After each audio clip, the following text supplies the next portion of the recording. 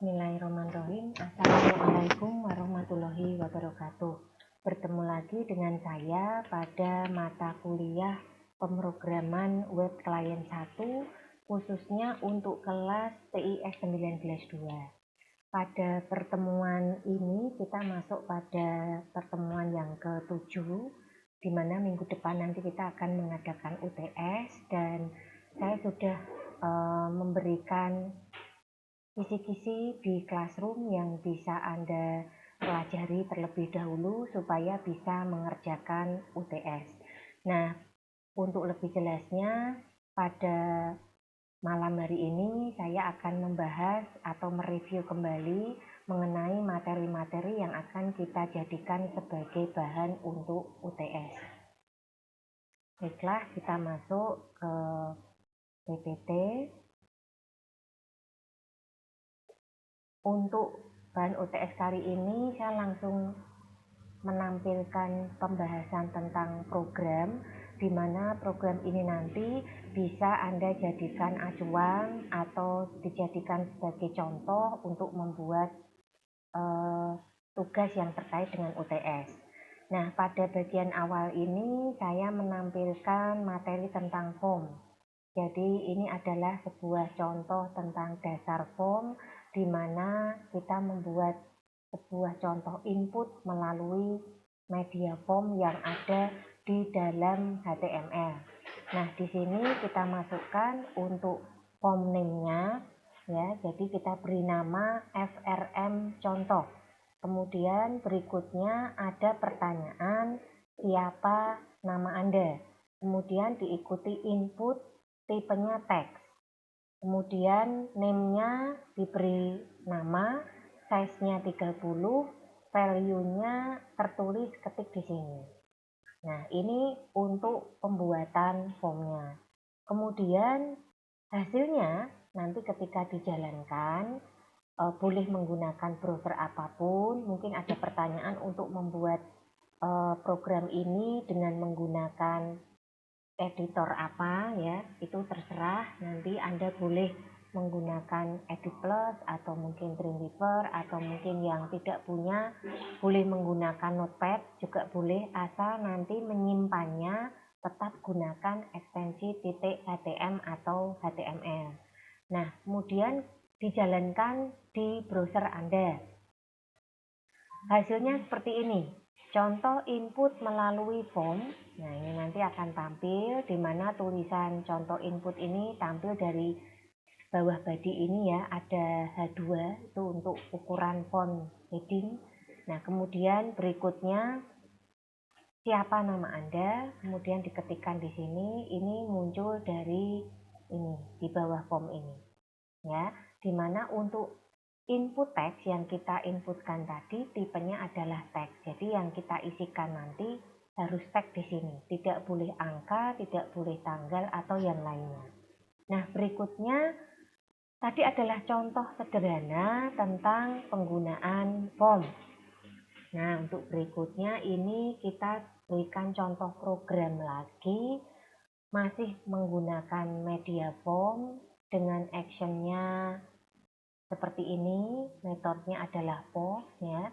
Kemudian diberikan ada contoh nama produk. Ini kalau sekilas kita buat, pembuatan formnya di sini untuk hasil data yang ditampilkan itu menggunakan tabel. Kita melihat ada fungsi-fungsi tabel di sini dan lebih rapi, ya, dalam penyajian datanya. Nah, berikutnya di sini kita masuk ada TD nama produk diikuti titik 2, kemudian input tipe teks, kemudian berikutnya lagi ada kategori produk, titik 2 lagi, kemudian ada select name. Nah, di sini ada pilihan, apakah pilih kategori, kemudian untuk value 1 itu ada pakaian pria, kemudian value 2 ada pakaian wanita, dan value 3 ada pakaian anak. Nah, di sini dipilih nanti untuk kategori produknya dalam bentuk option. Tinggal kita pilih, kita sorot. Itu tadi untuk kategori produk. Sedangkan nama ini diinput, ya, menggunakan input text. Nah, berikutnya ada deskripsi untuk produknya. deskripsi produk di sini kita memberikan teks area untuk tipenya, jadi ada keterangan dari produk tadi, misalkan saja untuk pakaian anak itu temanya apa ya, kemudian ukurannya, harganya berapa, itu bisa dimasukkan di deskripsi. Kemudian ada stok produk, untuk stok produk menggunakan input teks ya, kemudian ada berat produk, input teks juga. Kalau kita lihat tipenya masih teks semua, belum ada tipe yang khusus ya, kecuali deskripsi di atas tadi. Kemudian harga produk juga sama, diskon produk juga sama di sini. Kemudian ada button atau tombol untuk proses. Nah, berikutnya kita lihat ke diskon produknya ya. Jadi untuk berat produk ini kalau diperbesar seperti yang ada di slide yang sebelah kanan. Jadi ini kan kepotong ya di sini. Ini supaya lebih jelasnya maka diperbesar, yang paling akhirnya itu seperti ini. Jadi untuk masing-masing isian itu diberikan ukuran, ada size di sini. Ini untuk menampung jumlah digit dari keterangan yang ada di sini. Nah, itu tadi untuk contoh pembuatan form ya, dan kalau dijalankan hasilnya seperti ini. Ini ada contoh form input produk, dan untuk pembuatannya biar lebih rapi dari urutan judul, kemudian titik, kemudian isian, itu menggunakan bantuan tabel. Nah, nama produk diikuti di sini, kategori produk, ada pilih kategori, tadi ada option select di situ. Kemudian deskripsi produk ini dibuat ukurannya agak lebih besar, mengingat nanti isinya adalah keterangan ya. Kemudian stok produk, berat produk, harga produk, dan diskon produk. Semuanya nanti akan diproses dengan tombol proses data di sini. Nah, kalau diproses nanti data itu bisa dialihkan ke variabel atau mungkin ke database langsung untuk disimpan. Itu tadi adalah contoh dari pembuatan form input produk. Nah, berikutnya di sini kita membuat lagi sebuah form ya, tentang inputan lagi, ada nama, kemudian password. Nah, kemudian untuk nama ini kita perhatikan dia menggunakan input dengan tipe teks ya. Kemudian untuk password, tipenya password. Kalau tipenya seperti ini berarti nanti tidak ditampilkan untuk datanya. Kemudian jenis kelamin ini ada pilihan radio button. Jadi nanti dipilih ya untuk radio buttonnya tadi, khususnya untuk jenis kelamin. Kemudian untuk hobi ini checkbox, tinggal memilih saja dari checkbox yang disediakan, apakah membaca buku, menulis, atau memancing. Nah, kemudian asal kota di sini kita bisa memilih dengan menggunakan perintah select. Asal kotanya ada Jakarta, Bandung, dan Semarang. Nah, kemudian ada bagian lagi yaitu komentar Anda. Untuk komentar Anda di sini diberi nama komentar untuk teks areanya. Karena menggunakan teks area berarti ukuran dari digit yang disediakan juga lebih luas. Nah, kemudian setelah selesai maka nanti ada button untuk menyimpan data yang sudah kita isikan dengan tipe submit ya. Ini ada tulisan mulai proses seperti itu. Nah, kalau dijalankan itu hasilnya seperti ini. Ya, kalau dijalankan hasilnya seperti ini. Jadi, kalau kita lihat memang ada perbedaan dengan yang sebelumnya.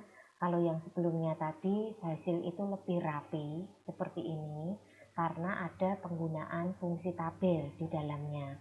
Sedangkan untuk contoh yang ketiga ini murni menggunakan form. Kalau kita lihat tidak ada tabel ya, dan fungsi-fungsi form yang dipergunakan di dalamnya.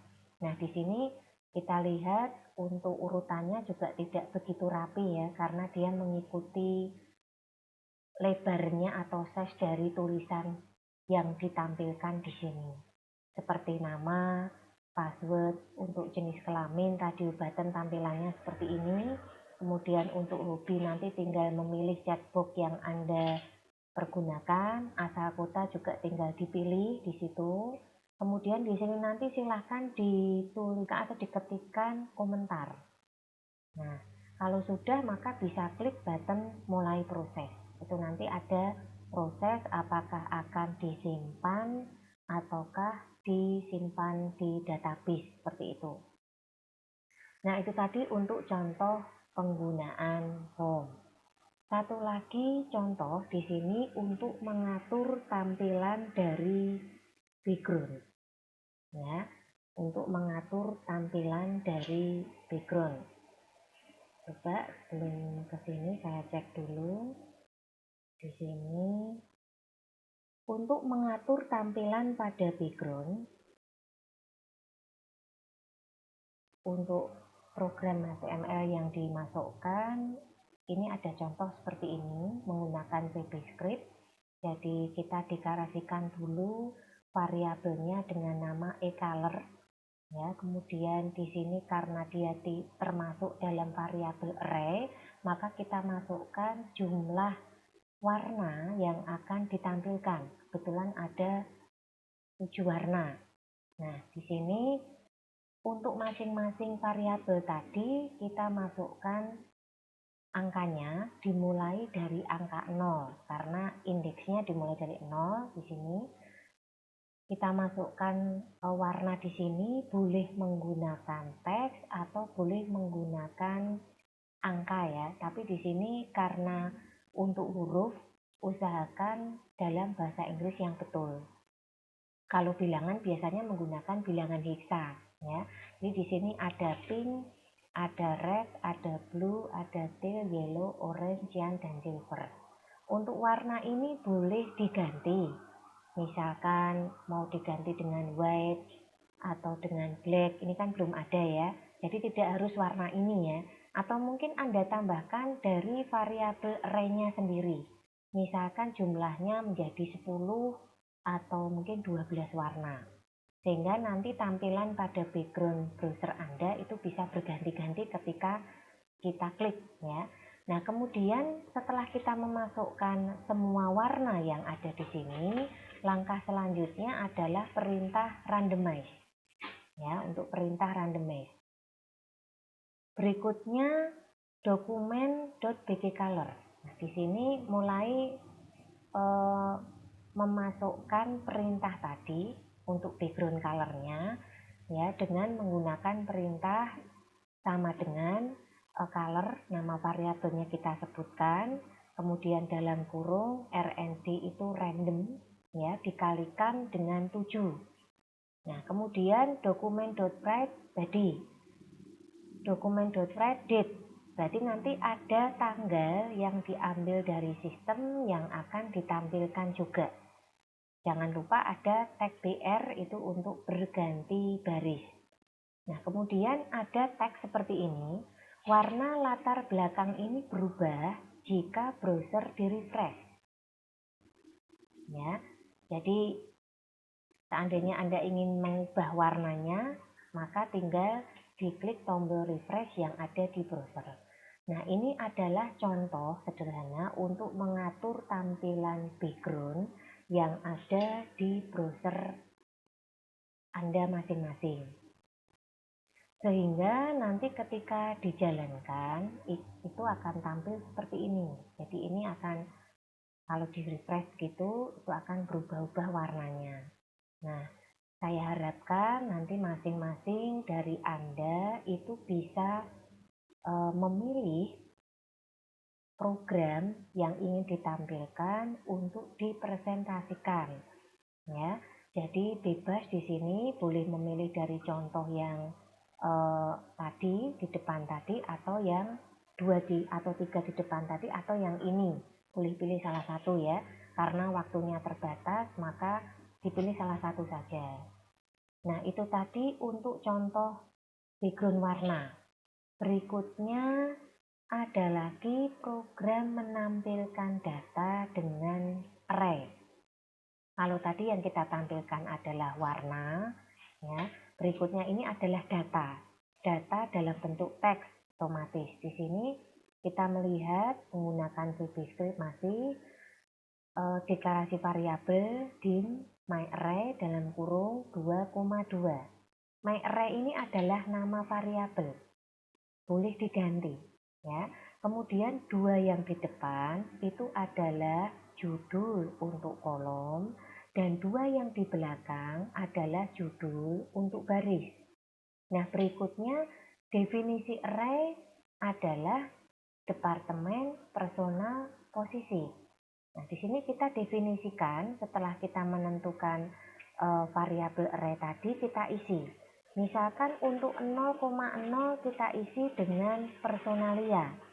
Kemudian kolom 1 baris 0 kita isi dengan Eko. Kolom 2 baris 0 kita isi dengan ketua. Nah, lanjut ke kolom 0 baris 1 kita isi dengan EDP. Kolom 1 baris 1 kita isi dengan Ari. Kemudian kolom 2 baris 1 kita isi dengan programmer. Kolom 0 baris 2 kita isi dengan produksi. Kolom 1 baris 2 kita isi dengan Wawan. Kolom 2 baris 2 kita isi dengan Mandur. Nah, dari isian ini tadi kita melihat perbedaan. Kalau variabel array diisi dengan angka, maka dia langsung dituliskan angkanya. Tetapi kalau diisi dengan teks, maka diapit oleh tanda double petik seperti ini. Nah, mungkin ada pertanyaan untuk tanda baca. Nah, jadi untuk tanda petik 1, petik 2, ataupun tanda koma, tanda titik, bahkan spasi kosong, itu dianggap sebagai perintah. Makanya di sini kita harus melihat sekali lagi bahwa jangan sampai untuk tanda petik ini diganti. Karena pergantian tanda baca ini akan berpengaruh, ya, akan berpengaruh kepada hasilnya nanti. Nah, berikutnya ini kita buat kasih tanda petik karena yang akan kita tampilkan bentuknya adalah teks. Nah, kemudian langkah berikutnya setelah kita definisikan isinya, tadi yang pertama kita deklarasikan. Langkah berikutnya kita definisikan isinya adalah menyiapkan media atau tempat. Media atau tempat ini kita sediakan dalam bentuk tabel, ya, dimana untuk tabelnya sudah kita tentukan judulnya ada row, departemen, personel, dan posisi. Mungkin ada yang bertanya, misalkan ini kita bikin atau kita buat berurutan seperti ini, apakah hasilnya akan bentuk atas dan bawah? Itu tidak. Ya, jadi di sini kita melihat ke tagnya dulu yang dipergunakan. Jadi ada row, TD, TD lagi, departemen, karena ini tag berpasangan, tabel data diselesaikan dulu. Terus kita ketemu TD lagi untuk personel. Berarti ini menunjukkan bahwa antara row, departemen, dan personel itu satu baris. Karena tidak ketemu TR ya. Kalau TR berarti ganti baris. Begitu juga dengan posisi yang akan tercetak di sebelah kanannya personil. Seperti itu. Nah, berikutnya setelah kita menentukan tabel beserta judul kolomnya, kita tentukan untuk perulangannya. Perulangan ini nanti bertujuan untuk menampilkan isi data dari variabel array tadi yang sudah kita definisikan di atas ini. Tentunya urut ya. Nah, di sini for i sama dengan 0. I diberikan harga awal 0. To ubon myArray, 2. Nah, kemudian ada perintah document.write TR, ya, berarti baru ketemu baris ini. Berarti dari posisi tadi kursor akan bergerak di bawahnya row, ya, ke sudut judul yang paling kiri tentunya. Nah, kemudian tercetak tanda tagar di sini. Ini tercetak. di bawahnya row. Kemudian diikuti dan. I tadi harganya 0, berarti yang tercetak adalah tagar 0. TD lagi my array 0,0. 0,0 tadi isinya personalia. Ya, berarti setelah tercetak angka 0, sebelah kanannya personalia. Sebelah kanannya 1,0, isinya adalah Eko di sini. Sebelah kanannya 2,0, isinya adalah ketua. Terus TR/TR next, baru diulang lagi. Berarti logikanya program ini mencetak satu baris terlebih dahulu. Ya, mencetak satu baris diselesaikan dari mulai angka 0, kemudian Eko, ketua, EDP. Itu selesai satu baris.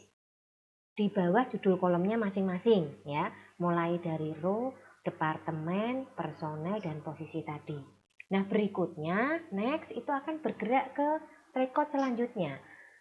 Di sini bergerak ke angka 1 sekarang karena nolnya sudah habis dicetak ya. Bergerak ke angka 1.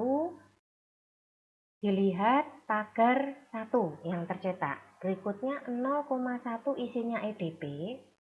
Ke kanan lagi 1,1 isinya ARI. Ke kanan lagi 2,1 isinya programmer. Nah, ini tercetak dulu, baris yang kedua, diselesaikan. Ketemu TR, ganti baris. Next lagi, diulang lagi.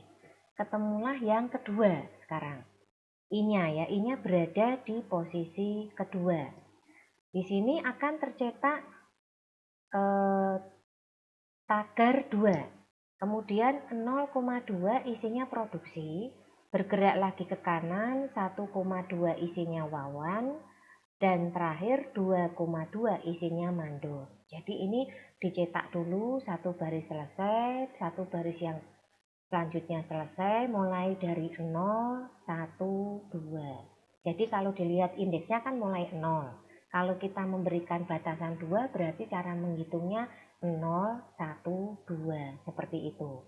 Nah, kemudian karena dia bergerak ke for lagi sudah habis, maka dia akan mengerjakan perintah di bawahnya next, yaitu dokumen.write slash table.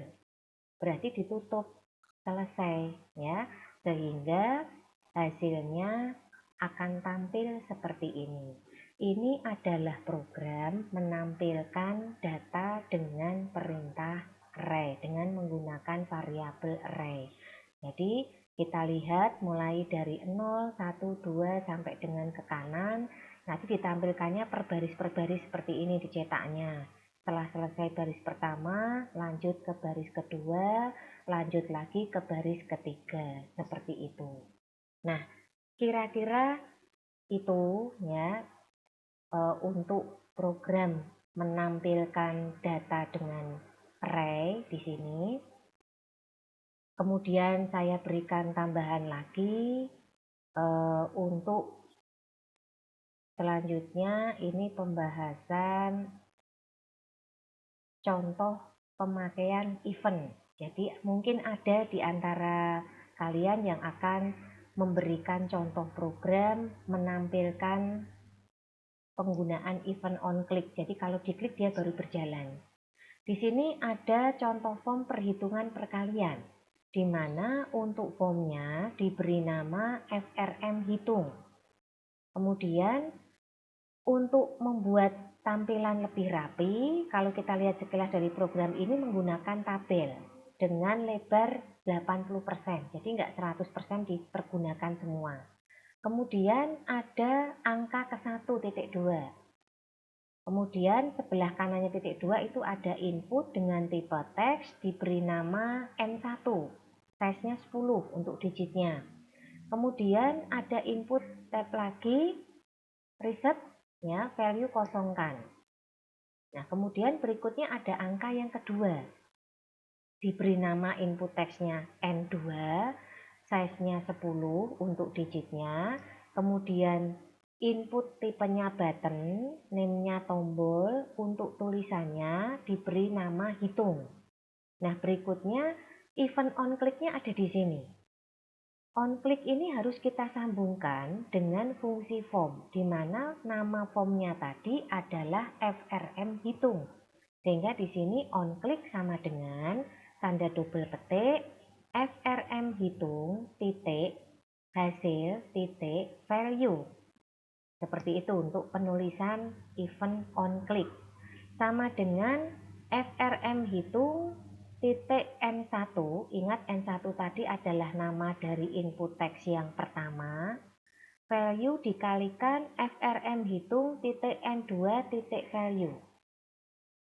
Ini untuk memasukkan fungsi event onClick-nya. Nah, kemudian kalau sudah nanti ada hasil titik 2, diberi nama inputnya tadi hasil, ya, tadi kan hasil dipanggil di sini. Kemudian tipenya teks, size-nya 10. Jika program ini dijalankan, maka hasilnya seperti ini. Ini adalah contoh pemakaian event onClick, di mana kita masukkan angka yang pertama, kemudian kita masukkan angka yang kedua. Kita pilih hitung. Ya, jika dihitung karena perkalian tadi, maka tampilannya menjadi seperti ini. Hasilnya 30 karena 5 dikalikan dengan 6. Seandainya nanti Anda melakukan klik pada tombol kosongkan yang reset tadi, berarti data yang ada di sini akan hilang. Ya, akan hilang karena dikosongkan. Seperti itu. Ini adalah contoh penggunaan event onClick. Nah, berikutnya ada lagi satu contoh untuk penggunaan second user account, ya. Jadi kalau kita melihat ini contoh penggunaan user password, ada konfirmasi dan hasil. Jadi kita deklarasikan dulu. Untuk passwordnya kita buat prosedur sub dengan nama cek password, ya. Kemudian untuk fokusnya kita buat prosedur sub dengan nama give focus. Nah, di sini nanti tinggal kita panggil, ya, onload give focus seperti ini. Kemudian data akademik ini nanti akan muncul. Kemudian tulisan ini juga muncul. Kalau untuk data akademik agak lebih besar karena ada ukuran heading di situ, ya. Kemudian formnya kita beri nama FRM rec. Username, input type. Nah, ini untuk tampilan nanti tidak begitu rapi, ya, karena dia dibuat langsung di form, tidak menggunakan tabel. Username input tipenya teks, name-nya txt username dengan size 15. BR berarti ganti baris ke bawah. Password input tipenya password. Kalau tipenya password berarti tidak akan ditampilkan isinya, ya, bisa berupa simbol seperti tanda bintang seperti itu. Name-nya diberi nama txt path, size-nya 15. BR enter ke bawah. Confirm input, ya, setelah di username masukkan password, dikonfirmasi tipenya juga password lagi. Kemudian untuk button ini value-nya diberi nama send. Kemudian on kliknya kita langsung masuk ke cek password yang di prosedur sub di atas ini. Nah, input yang kedua tipenya reset, ya, berarti untuk mengosongkan data seperti itu. Nah, jadi kalau kita lihat di sini tampilannya nanti seperti ini.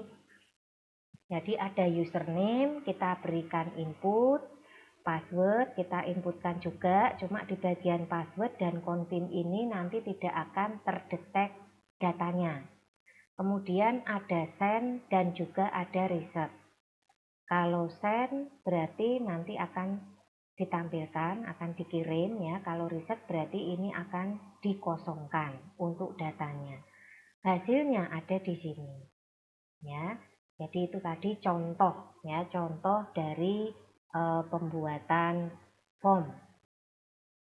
Nah, satu lagi masih ada yang tersisa di sini, yaitu pemakaian fungsi percabangan if then else, ya, dengan menggunakan fokus. Jadi di sini kita lihat pemberian nilai dengan ketentuan sebagai berikut. Jika lebih besar sama dengan 90, maka nilainya A. Jika lebih besar 76, nilainya B. Lebih besar 60, C. lebih besar 40D, dan E untuk di luar itu. Kemudian di sini ada pengujian lagi dengan ketentuan nilai lebih besar sama dengan 56, maka dia lulus. Kalau tidak berarti gagal. Jadi ini adalah sebuah contoh untuk menampilkan form nilai berikut keterangan hasil apakah dia lulus atau gagal, seperti itu. Nah, ketika ditampilkan, kalau kita lihat nanti, ini untuk membuat media menampilkan data menggunakan tabel sehingga rapi. Ini kita lihat ada fungsi tabel, TR, TD, dan lain-lain. Ada nilai ujian, nilai huruf, dan hasil. Itu yang akan ditampilkan. Nah, kalau ditampilkan hasilnya seperti ini. Nilai ujian 65, diproses dulu. Proses ini nanti akan mengacu kepada fungsi pengujian yang tadi sudah dimasukkan. 65 ini masuk ke kategori nilai yang mana tadi? Lebih besar sama dengan 60 ya, berarti dia masuknya ke C nanti untuk nilainya. Nah, kemudian hasilnya makanya dapat C di sini.